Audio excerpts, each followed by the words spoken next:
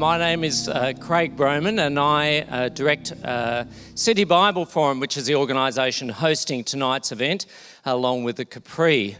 I wonder whether you might know this fact or not, but in recent surveys, 2014 nationally across Australia, they discovered that in the beliefs area, 1/3 of Australians believe that Jesus rose from the dead, 1/3 were not sure, and 1/3 definitely thought it didn't happen. And I wonder if we did a straw poll here tonight, whether we'd reflect that national statistic that we have.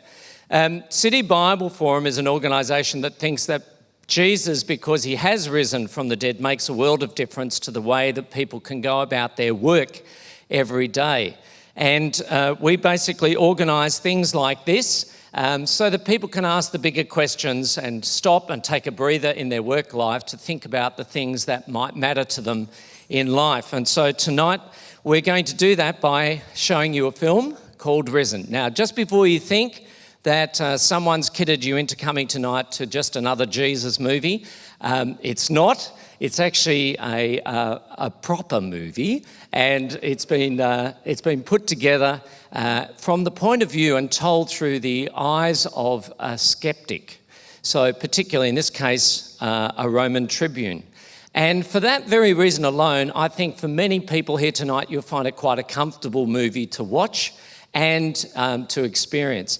Not only that, the movie actually has beautiful cinematography. Much of it was located in Malta, some of the shots. So I think you'll enjoy the film itself just because of its cinematography as well. I do hope you'll enjoy the movie tonight. It is a great movie. Make sure you switched it to silent, and enjoy this iconic theatre in the process. Thanks very much.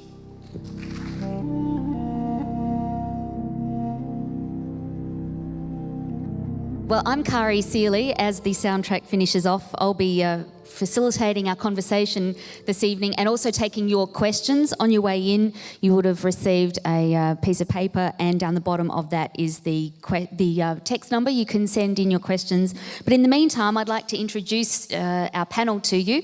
We have Mark Hadley on your right, and Mark has spent many years working in the media as a broadcast journalist, a doco screenwriter. You've worked for most of the TV acronyms, ABC, SBS, BBC, PBS, and even the commercial networks here in Australia. And the last 20 years or so, you've professionally reviewed film and TV. I'll get you to hold your applause until you introduce all three of them. It's great to have you here, Mark. Julian, born, bred and churched here in Adelaide, across many flavours of church, but these days describe yourself as a non-militant agnostic. You've studied maths at Adelaide Uni, my alma mater, and working now in the Defence Science and Technology Group. Great. And Tim, keen gardener, amateur bread maker. You hold a Bachelor of Science, Class 1 honours, and worked at the CSIRO before heading into doing a PhD in history and currently Principal of the Bible College of South Australia. Please welcome the panellists.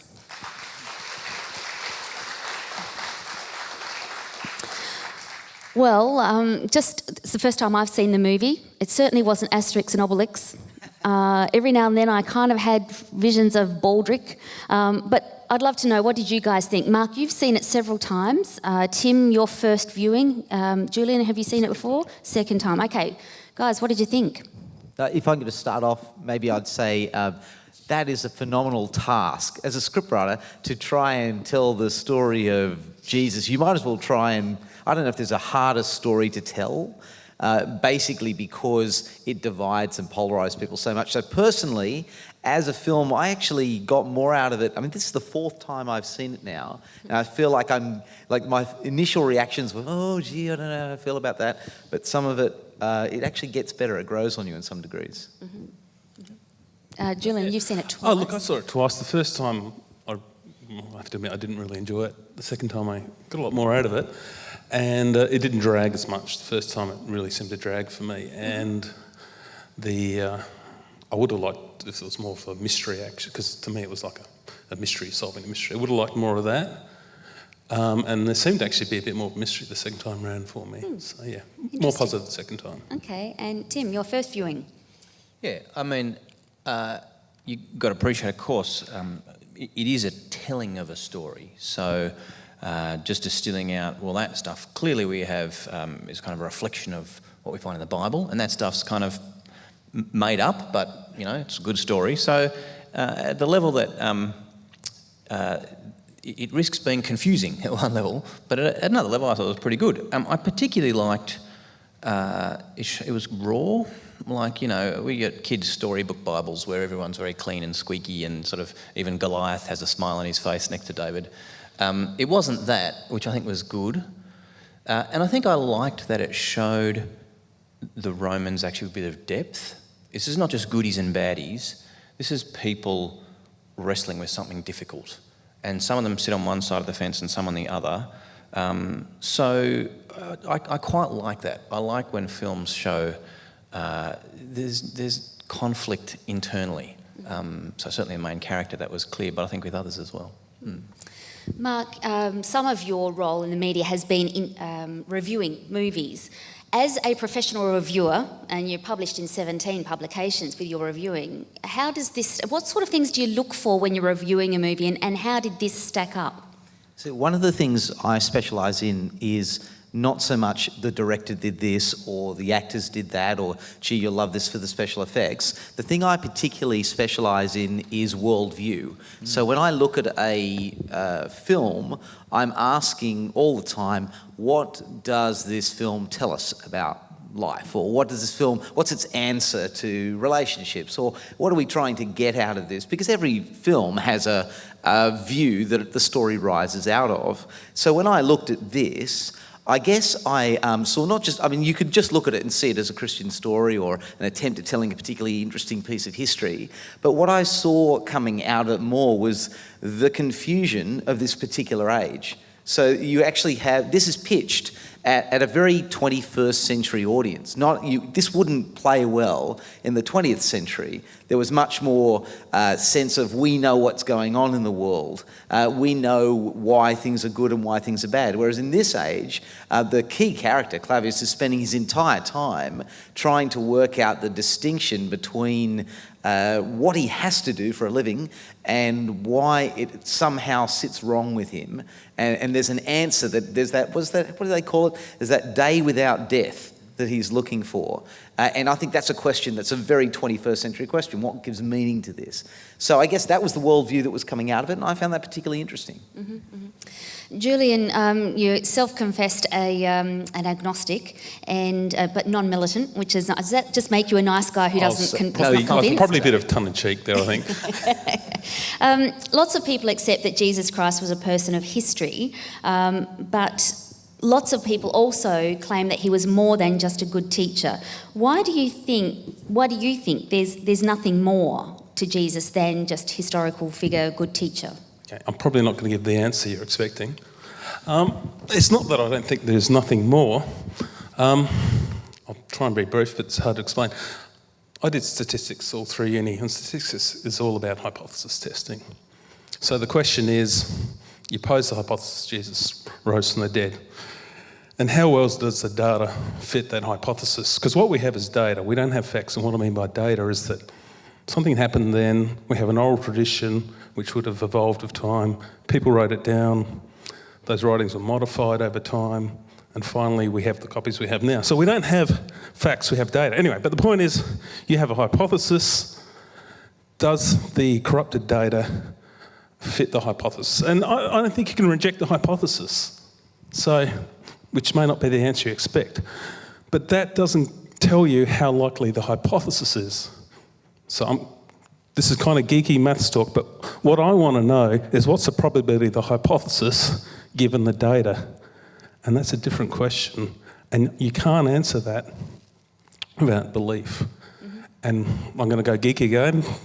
Last bit of geek. You have to use something called Bayes' theorem to get at that. When you use Bayes' theorem, you introduce some prior probabilities. And one of the prior probabilities is that there exists an agency, i.e. God, who can resurrect and does resurrect. And that's a belief.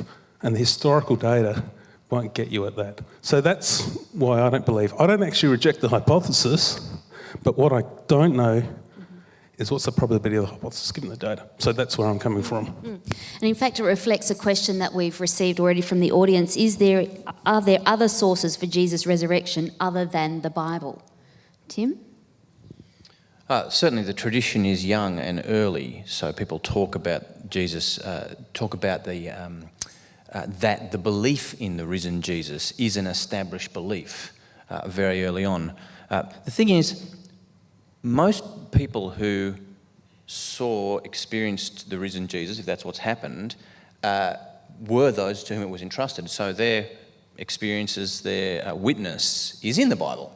So by its nature, that's what they were looking for. If you read the book of Acts, you find that the people who they sought to entrust the message to were those who had seen. So that's, in some ways, those are the people who we find in Scripture. Outside of that, there is a long tradition that Jesus was risen. And of course, the biggest question you have to ask is, if it's all not true, which I think you have to accept, there's a possibility that it's all not true. You've got to, if you're going to examine a question, you've got to look at both sides. Then what the heck accounts for early Christianity? And so when you go through the historical kind of analysis and the people who ask all the possible hypotheses that could have given rise to this faith in the first century, the one that holds the most water is, well, it's actually true. The film kind of reflected that. Like it was, here you have, he's risen, and said, well, no, the body was stolen, no, this happened, that happened. They're trying to find any other explanation, but at the end of the day, the one that adds up is what's actually true. Actually, I think it's a really interesting point, if you don't mind me jumping in here. A few years ago, I was working on a documentary series called The Christ Files, which involved a bunch of historians around the world. And Christian, non-Christian, Jewish, a bunch of guys from a wide range of belief points. And one of the more... Well, you know, you're not militant, because he would have thumped me, this fellow. But one of the more militant atheistic fellows did say, listen, I don't know what happened, but I will give you this. There is a resurrection-shaped dint in history. And there are a series of events that are very hard to explain otherwise. And I think there's an interesting point to be made by a particular professor of English law, a fellow called Simon Greenleaf, who basically said that, look, we might be asking ourselves the wrong question. If you can prove that Jesus was, on the balance of probabilities, alive at point A and dead at point B, you don't have to understand resurrection to infer it. You know, so the interesting point is sometimes we get hung up, because we are in a very rationalistic age at this point, that we can't explain how, but how is not really the relevant question if he is in fact dead at A and alive at point B. It's, for me at least, grappling with this dint in history is the real struggle that's been set before us. And the thing is, the solution to that dint in history wasn't made up in the 17th, 18th, 19th century. From a very, very, very early date, people said the solution to this resurrection-shaped dint, as you put it, was resurrection. So there's an early attestation. Mark, what's your early attestation? Are you talking Paul? Yeah, sure. The early Christian communities, yep. Mark, in your role of writing script for docos, I imagine there's opportunity for you to avoid or sensationalise some facts of figures of people that you're developing a script Surely you're not around. accusing me of gilding the lily at any particular point just for the sake of a story. Look, there is. Here's the twin trial of being a documentary writer and also wanting somebody to listen to you. You want to present the best possible story you've got going. What I make a living out of is adaptation. So often people come to me with books or with historical periods, issues in history. I specialise in historical documentary, and they say to me, look, we'd like you to bring this to the screen. And I have one fundamental rule. It is never teach something, because every story is a teaching exercise. Never teach anything that somebody has to unlearn at a later date, because the audience will never thank you. Even if they enjoy the show, if they walk out 5 minutes later and find out that you tricked them somewhere along the way, whatever fervour they felt for the story, they will immediately turn the opposite amount of fervour on you when they discover it. So there are two rules. One, never teach what you actually have to, the audience will have to unlearn. And two, you might not be able to include everything. And you might even have to infer some things there are gaps in the story. I mean, that film was full of inferences, beginning with what might happen if there was a Roman officer who had witnessed key events. So if you're going to infer something, be true to the spirit of the story itself. So look, if I have any major issues with Risen, it's not really with the details. Some of the things you might go, oh, this didn't happen, or according to the scriptural accounts or to the historical documents, maybe not that. If I have an issue, it's that at the very end, they kind of jump the tracks a bit. Because if I was sitting down to write that as a scriptwriter, I would have had to have at least gone to see what Jesus said about himself. And that had to have been the conclusion. Otherwise, I've kind of not been true to the spirit of the story itself. I could tell it in 20 different ways, but I'd have to be true to that or I would debunk the story. I didn't really even know what Jesus was about in that movie. He was a bit... He floated across the ground a bit towards the end there. He was a bit strange. In fact, I'm never really happy when... You can tell when a scriptwriter is lost for words because they just make people laugh instead. They're not really sure what they're going to get them to say, so they'll get them to laugh or hug or cry or something and infer by silence. And I think the funny thing is that Jesus actually had lots of things to say which are difficult to accept or understand. The movie was in two parts. The first part was, is this resurrection business true? And the second part was walking along with Jesus. And in the first part, you can get away with him being silent because the question is not did he say anything, but did he rise? The second part, when he's there, is you've got to interact with him, and that perhaps wasn't done so well. It's far too much hugging. But by the way, Bartimaeus, honestly... He drove me nuts. There's a character, if I was Jesus, I would have been considering going back to 10, not 11 at that point. That's right. Julian, we've got a question for you. What would it take for you to believe that Jesus did rise from the dead? And we're talking about theories and hypotheses and things. What would it take for you to kind of take that leap? I don't know, actually. Better evidence than what we've got. I have thought about this before in the past. So if he was to appear now, then say he was down there in front of me, got crucified, we tested his pulse, he's dead, maybe gave him a few days in the grave as well, and then rose. And I'd be convinced that he'd resurrected. That doesn't mean that he was resurrected by God. It could be, you could have another explanation for why he rose. But that would convince me that he's resurrected, wouldn't tell me. Now, the thing is, that's not going to convince someone 2,000 years down the track. So it's one thing to convince me now, but it's not. You've got to convince the next person 2,000 years down the track. So, now we could have films, but then they might go, well, you doctored the footage. So I don't know. So for me here now, you've got to do it in front of me, and let's monitor it. I think it's an excellent point you make. That is, if Jesus died and rose now, what would that do for people 2,000 years down the track? Well, maybe he could die and rise again, but that would last for another 2,000 years and so on. That is, you're talking about the issue of how can anyone trust anything that's happened only once? This is a singular... It's not repeatable. That's right. And science is repeatable. Sure, science is repeatable, and there's no question that this is not a scientific question that's being explored. But I think it's an excellent point, because in some ways that it means that the coming to belief for most people in most places for most of history has got to be more than seeing. Because if it's only seeing, then frankly there's very few people who had that opportunity. But I don't trust experience, like a aesthetic experience. I mean, I hung around Pentecostals in my late teens and I saw a lot of that. Not that I know much about psychology, but, people have experiences. I agree. I don't think experiences are untrustworthy as well. And the other thing is, I think even if we did... I was watching last night on... I can't remember what channel it was, but probably one you've worked for. But there was the Penn and Teller show.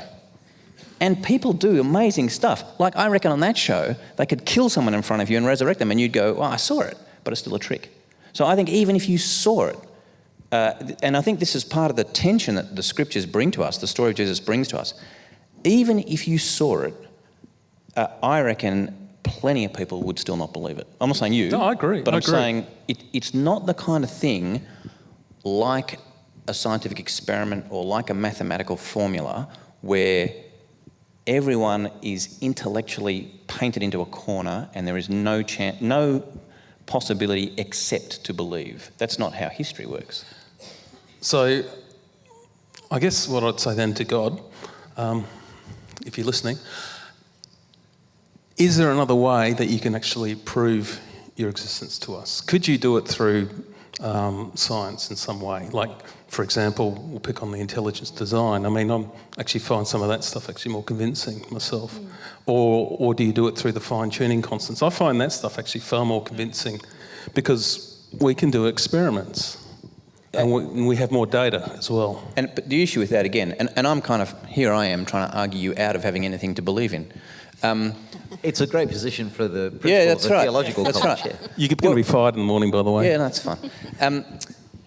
But I think even so, there's a couple of problems with that. One is that you're then saying, God, you must let us come to you on our terms, by the basis of our intellect, using our methods in ways that we can repeat and, you know, that match up.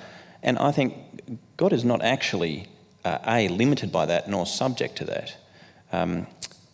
So I think, you know, there's a kind of a whole question of how you approach what you know. I think the second thing as well, I think the fine-tuning argument and all those sorts of things, they tell us so much, but they tell us something general, not specific. So even if you understood all those things in lots of detail and you said, again, the fine-tuning argument, the fact of the way the universe is says there must be a God, okay, you wouldn't know which God. But Romans tries to tell us that we should know that there's God because of the universe.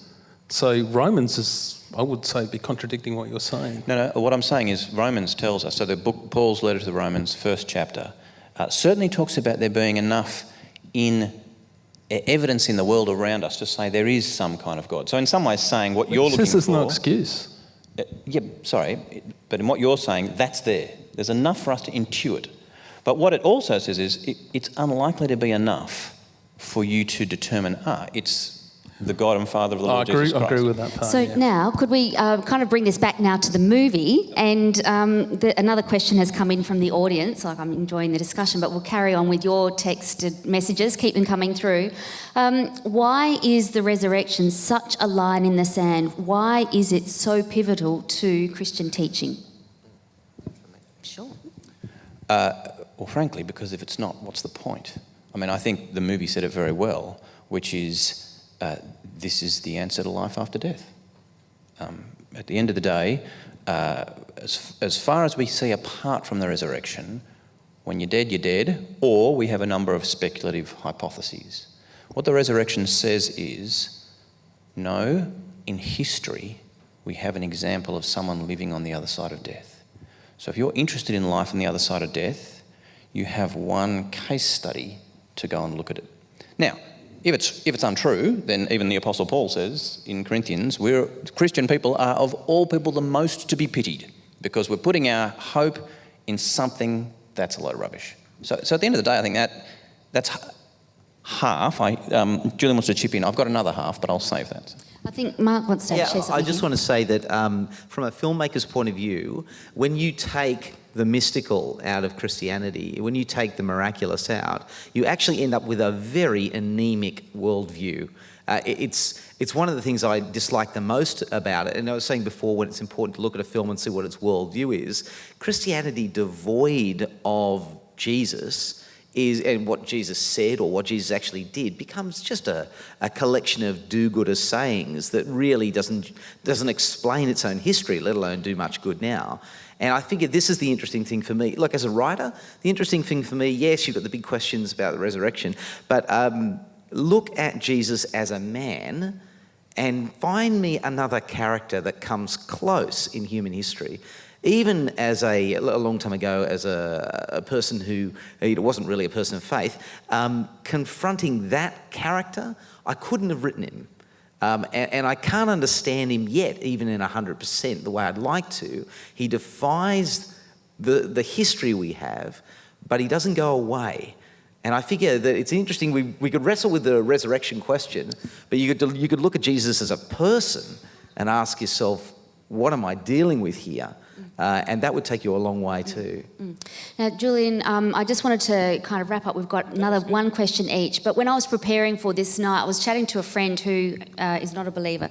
She said, you know what? Really, faith is just a paradigm. If you believe it, if it's good for you, that's fine. Don't try and impose it on me. So, Julian, you have said that you were kind of churched. You don't go to church anymore. What is it that niggles you about the resurrection, and why are you not around church anymore? So when you say niggles about the resurrection, niggles me in terms of it could be true, or niggles me in terms of it is true. So are you saying, like, okay, if it's true, I go, well, how do I respond? Mm-hmm. Well, I don't know if it's true. Look, if the resurrection's true, what I'd be trying to do is actually extract some meaning out of it, because I don't read the Bible much now. But it's not clear to me from the Gospels exactly what the resurrection is about if you look at the different accounts. So so this relates to something you were saying earlier, is saying that the resurrection tells you about life after death. Well, if you read some of the Gospels, I don't think that's actually the point of the resurrection or the point of the Gospel. I mean, some of them, Jesus is, you get the idea that he's basically... This is Mark and the Synoptics, that he's proclaiming the kingdom of God, and that's then and now. That's going to be very soon. And there's no sense of the resurrection at all. Of the resurrection of us, that is. So I'd be trying to make sense of what the actual resurrection means, because I can't get it from the Gospels. I get a different one from each one. Tim, would you like to I just couldn't agree more. I think, and lots of Christian people do this as well, spend a long, long time sort of proving the resurrection happened, and then you go, okay, I'm convinced it happened, so what? And they go, well, no, it happened. But what it means is critical. So I think that it is the message of life after death, and I think the Gospels make that profoundly clear. Most famous Bible verse in the world, for God so loved the world that he gave his only son. That's John. That's not the Synoptics. No. How about we let him finish? But so whoever believes in him may not perish but have eternal life. So that's clear, I think, through not only the Gospel of John, through the rest of the writing of the New Testament. I think it's clear in the Synoptics as well, that there's a big message in the resurrection of life after death. I think the other question, though, is justice. So you get this as well from the book of Acts. And if I can just take half a minute, if you think about injustice, that's something that grates against everyone.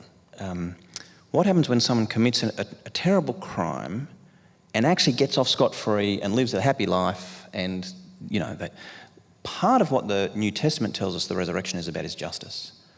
One day, a day is coming when God will judge everything, justly and rightly. And all of those of you who got off scot-free, actually the accounts will be laid out before you. Now, that can't happen if you're dead and buried and you never rise again. It can only happen if one day everyone stands before God. So whether or not you believe it, that's fair enough, you should ask the question, but that's certainly part of the meaning that the New Testament gives. I think is the life after death thing and everything being brought to justice.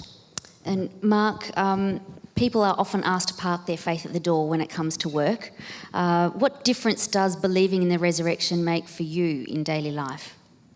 Look, I think is it Lewis who said, I believe in the Son not because it is there in front of me, but by it I see all things, by its light I see all things. And I feel like, look, everyone is searching for a way to grapple with the world around them. And whether or not you feel you're a philosophical person who's worked out their philosophy and they can apply it to every point, or whether you're just living day by day, everybody has an approach, a worldview that they apply to the world around them. The resurrection gives me a worldview to apply to getting up in the morning and dealing with my kids and getting through these struggles of that particular day, right through to how I'm going to lie my head down on my deathbed. It gives me a sense of more and a continuation, and it tells me what it's about and, more importantly, who it's about. I guess that's what allows me. It is a key story. It's the axiom on which I can build my story. Well, that's all the time that all the questions that we have time for now. Craig from City Bible Forum is going to come up and tell us about a few things that you can follow up with. If you have more questions, you might like to discuss them with friends that you know, and especially as Easter's coming up, as we celebrate the significance of the resurrection. Thank you. Can you please put your hands together for the panel tonight? Thank them very much.